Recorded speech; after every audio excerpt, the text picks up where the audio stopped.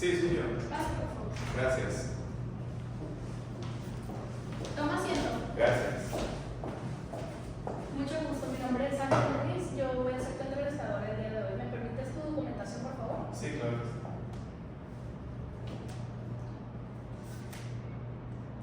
Ok.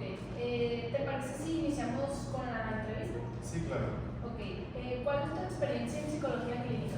Actualmente soy egresado y la experiencia que cuento es debido a las prácticas escolares que recibí, más los 6 meses de mi servicio social, más los 6 meses de mis prácticas profesionales. Ok. ¿En qué tipo de población ha trabajado? He trabajado principalmente en adultos y adultos mayores. Ok. ¿Y cuál es tu enfoque terapéutico? Soy del enfoque cognitivo-conductual. ¿Ha trabajado en un entorno clínico similar al nuestro? Sí, de hecho en la escuela hay consultorios en los cuales se agendaban citas a pacientes externos, por lo cual sí tengo cierta noción de lo que es el entorno similar a esto. Ok. Vamos a pasar como un poquito más a habilidades clínicas. ¿Me puedes hablar de un caso que tuviste que realizar en evaluación clínica detallada para llegar a un diagnóstico preciso? Sí, de hecho tuve una consultante que presentaba rasgos de depresión y ansiedad que se fueron mostrando conforme pasaban las sesiones debido a que ella reflejaba que tenía problemas familiares, ya que había conflictos constantes en su casa debido a que su padre engañaba a su mamá y su padre resultó que pues realmente era su padrastro y a ella desde pequeña se le impuso ser la hija de este señor y ella realmente nunca lo vio como tal y eso le generó muchos problemas porque se vio forzada por sus familiares a ser considerada parte de una familia a la cual ella no se sentía miembro y pues le causaba conflicto, sentía culpa por no querer completamente a este señor y también sentía molestia y constantes malestares debido a que tenía muchas diferencias con ese señor, lo cual la llevó pues a conductas que la ponían en riesgo, de vez en cuando no comía o no tenía comunicación con sus padres o lloraba mucho o sentía mucha ansiedad. De hecho me comentó que una vez llegó a tener parálisis facial por unos meses debido al estrés que le generaba y conforme pasaron las sesiones se aplicaron instrumentos psicológicos como escalas de depresión y ansiedad, se evaluaron los resultados y conforme pasaron las sesiones se volvieron a aplicar y habían reducido considerablemente sus niveles de tanto de ansiedad como de depresión. ¿Me puedes describir un momento en el que aplicaste una intervención psicológica efectiva para un paciente con un trastorno o problema significativo? Volviendo al caso de esta misma consultante, la intervención fue muy efectiva debido a que ella directamente me dijo que sentía mucha mejoría con la terapia. Principalmente lo que requería en su caso era sentirse validada, escuchada y también poder poner nombre a las cosas. El hecho de que ella tuviera dificultades para aceptar la relación que tenía con su padrastro le generaba culpa por el apartado social de su familia y de su entorno debido a que se le imponía lo que ella debía sentir, lo que ella debía respetar, lo que ella debía tratar directamente con él, un papel que tenía que asumir que le generaba mucho malestar. Entonces la intervención, si bien no tuvo un trastorno psicológico diagnosticado porque no lo había como tal, se trató de forma que pudiera aprender a gestionar sus emociones en esos conflictos y el malestar cesar. ¿Y recuerdas algún caso en el que tuviste que trabajar con un paciente que presentaba una resistencia significativa al cambio? De hecho, sí, también bajo las condiciones de la escuela se nos pidió que buscáramos a una persona que tuviera problemáticas de pareja.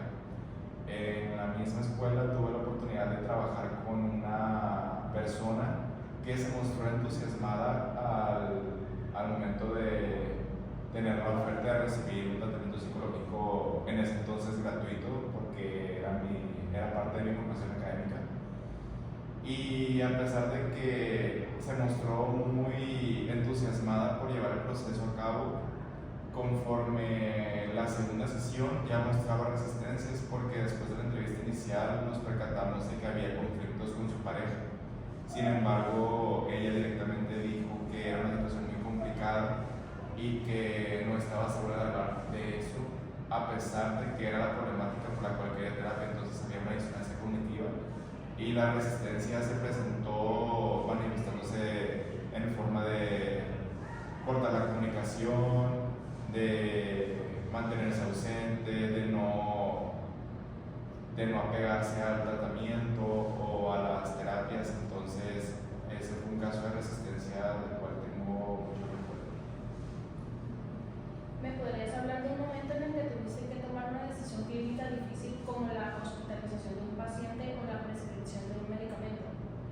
Pues como somos psicólogos no nos compete recetar medicamentos y hasta el momento no he tenido un caso en el que se haya requerido atención hospitalaria o medicación. Sin embargo, cuento con los conocimientos para reconocer esa clase de casos y poder llevarlos a cabo de forma efectiva en caso de requerirlo.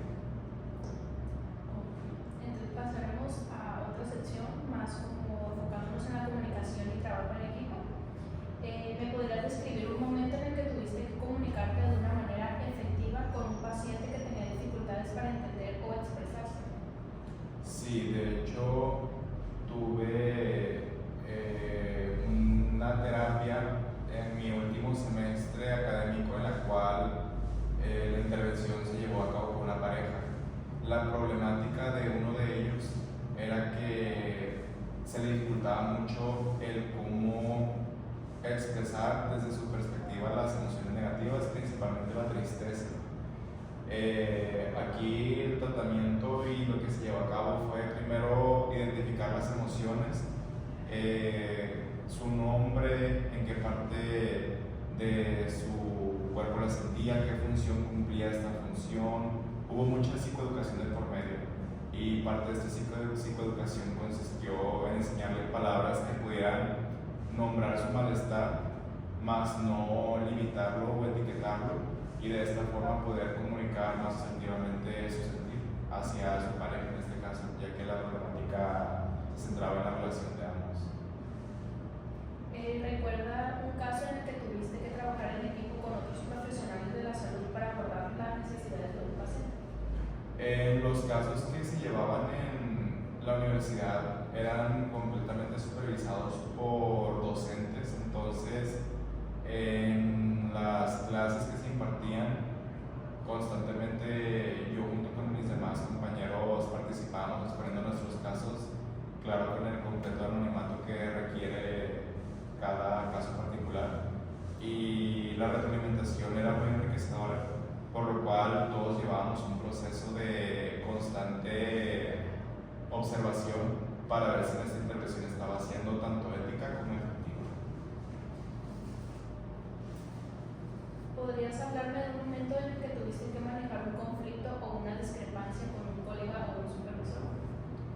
Sí, de hecho, parte de lo que involucraba estos procesos era que el tiempo era muy limitado, entonces en más de una ocasión llegué a comentar que ciertos requerimientos ocupaban más tiempo y abordarlos de cierta forma. Por ejemplo, un caso muy severo en el cual la problemática iba a persistir o no daba un pronóstico favorable, llegué a mencionar con mis docentes y demás colegas que considero que lo más ético y profesional, especialmente cuando somos estudiantes, es reconocer nuestras limitaciones y seguir actualizándonos y aprendiendo para poder lidiar con ellos ya en el mundo laboral. Sin embargo, en la escuela esto era imposible en ciertos casos, y sí llegué a comentar con algunos docentes que ciertas pautas debían seguirse para evitar iatrogenias profesionales. ¿Puedes describir un momento en el que tuviste que proporcionar educación o capacitación a un paciente o un familiar sobre un tema específico? Sí, especialmente Especialmente en familiares puedo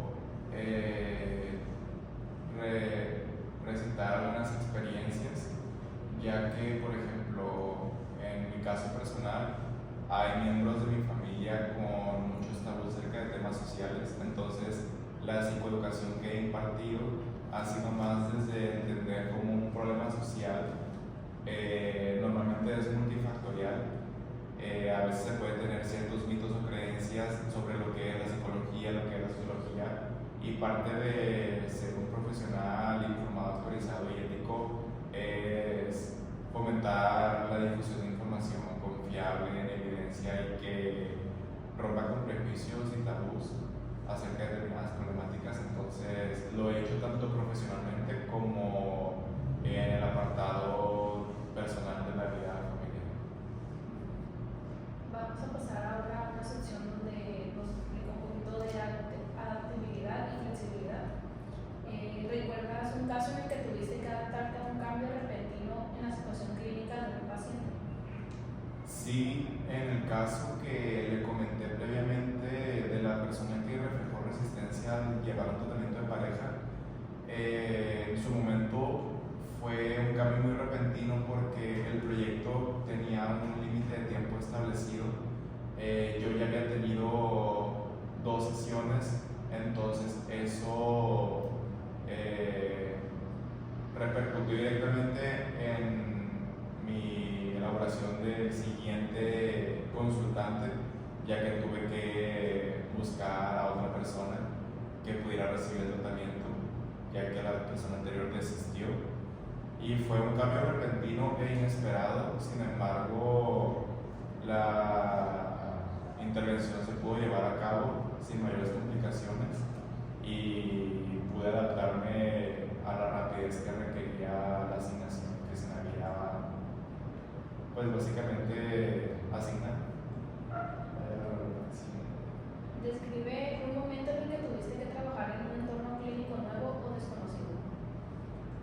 En un entorno clínico nuevo o desconocido, tengo más experiencia con los entornos desconocidos debido a que por las naturalezas que recibí en la universidad, las intervenciones tuvieron diferentes lugares. Por ejemplo, como ya comenté, mi experiencia clínica en el Centro de Atención Psicológica propio de la universidad, así como también hubo ocasiones en las que las terapias tuvieron que ser llevadas a cabo en domicilios de los consultantes o en áreas ajenas a la escuela, y eso fue nuevo para mí en su momento. Sin embargo, manteniendo el profesionalismo, todo pudo llevarse a cabo de una forma ética y lo suficientemente correcta para evitar retrogenesis en los consultantes. ¿Podrías hablarme de un momento en el que tuviste que manejar una carga de trabajo pesada o una emergencia inesperada? Sí, de hecho, en mi último semestre presencial tuve varias asignaciones, en este caso proyectos finales, que se acumularon debido, pues, a lo extenso de la naturaleza de estos proyectos, y pude diversificar el tiempo para empezar a realizarlos cada uno de forma que afortunadamente pude entregarlos a tiempo. Pero sí fue una situación muy difícil debido a que al ser el último semestre y ya era un semestre con bastante práctica a nivel profesional, sí fue pesado y difícil en ese aspecto, pero fue algo que se pudo llevar a cabo sin mayores complicaciones. ¿Podrías describirme un momento en el que tuviste que incorporar nuevas tecnologías o herramientas en tu práctica clínica? Sí, porque en la práctica clínica hubo un momento en el que me tocó psicoeducar en algunas clases debido a que los planes de estudio de la universidad podían tener ciertas desactualizaciones en el programa. Ciertos docentes fomentaban terapias y sí hubo esta parte de tener que explicar sobre las investigaciones de manera autónomas que había realizado de determinados temas, ya que la psicología actualmente tiene muchas críticas que vale la pena escuchar para poder ser mejores profesionales y entenderlo de la forma más efectiva. Y en más de una ocasión me tocó informar acerca de esto y comentar la ciencia, que al final de cuentas la psicología es una ciencia. Ahora vamos a pasar a hablar como de tu situación económica y familiar. ¿Cuál es su situación económica actual? ¿Tiene alguna deuda o compromiso financiero que pueda afectar su trabajo? No, no tengo deudas ni demás cargos que puedan llegar a afectar mi trabajo. Actualmente mi situación económica es estable y me encuentro libre de preocupaciones por el momento. ¿Está casado o tiene pareja? No, no tengo pareja ni estoy casado. ¿Y tienes hijos? No, tampoco. ¿Cómo manejaría el equilibrio entre su vida personal y profesional? Considero que soy una persona bastante equilibrada porque incluso en los momentos de mi vida en los que haya tenido yo dificultades personales, afortunadamente siempre he contado con el balance entre mi vida personal y mis responsabilidades. Así que considero que esta nueva etapa de poder ejercer mi profesión no va a ser un obstáculo para mi vida personal y viceversa. ¿Tiene alguna responsabilidad familiar que pueda requerir su atención durante el horario de trabajo? Actualmente no. ¿Está dispuesto a trabajar en horarios flexibles o a cubrir turnos de noche o fines de semana? No. Te voy a hacer unas preguntas adicionales. ¿Por qué te gustaría trabajar en nuestra institución? Me gustó muchísimo que su institución es de las más prestigiosas del país y que además cuenta con bastante evidencia en sus prácticas. Todos sus profesionales tienen su cédula, todos sus profesionales tienen sus maestrías y todas están basadas en evidencia.